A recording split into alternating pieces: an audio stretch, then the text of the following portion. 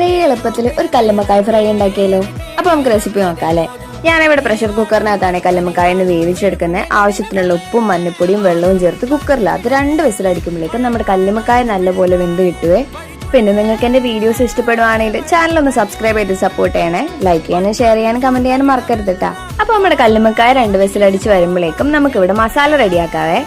ഒരു ചീനച്ചട്ടിയിലേക്ക് 2 table spoon വെളിച്ചെണ്ണ ഒഴിച്ച് കടുകിട്ടൊന്ന് പൊട്ടി വരുമ്പോൾ നമ്മുടെ ചെറിയുള്ളിയും വറ്റൽമുളകും കൂടെ ചതച്ചതിട്ട് നല്ല രീതിയിലൊന്ന് വഴറ്റിയെടുക്കാം. ആവശ്യത്തിനുള്ള ഉപ്പും കൂടി ഇടണേ, ഉപ്പിടാൻ മറന്നു വരുത്. അതൊന്ന് വഴണ്ടു വരുമ്പോഴേക്കും ഒരു പിടി വേപ്പിലയിട്ട് ആവശ്യത്തിനുള്ള മഞ്ഞപ്പൊടി ഇട്ട് മഞ്ഞപ്പൊടിയുടെ പച്ചമണം മാറി വരുമ്പോൾ നമ്മൾ വേവിച്ച് വെച്ചിട്ടുള്ള കല്ലുമ്മക്കായ അതിന്റെ കുറച്ച് വെള്ളത്തോടു കൂടി വേണം ആഡ് ചെയ്ത് കൊടുക്കാൻ വേണ്ടിയിട്ട്. ഇനി നമ്മുടെ ഉള്ളിമുളകും കല്ലുമ്മക്കായും കൂടെ നല്ലപോലെ ഒന്ന് തിളച്ചൊന്ന് വറ്റി വരുമ്പോഴേക്കും 1 സ്പൂൺ ഗരം മസാലയും കൂടെ നമുക്ക് ആഡ് ചെയ്ത് കൊടുക്കാട്ടാ. ഇനി ഇത് നല്ലപോലെ ഇളക്കി ഒന്ന് വറ്റിച്ച് വരട്ടിയെടുക്കണേ. നല്ല ഫ്രൈ പരുവത്തിലാക്കി എടുക്കണം. ദാ ഇതുപോലെ. അപ്പൊ നമ്മുടെ കല്ലുമ്മക്കായ ഫ്രൈ ഇവിടെ റെഡി ആയിട്ടുണ്ട്. അടിപൊളിയാട്ടോ കഴിക്കാൻ. ഉണ്ടാക്കാനും വളരെ സിമ്പിൾ അല്ലേ. അപ്പൊ എല്ലാവരും ഒന്ന് ട്രൈ ചെയ്ത് നോക്കണേ. പിന്നെ കാണാവേ. Bye bye.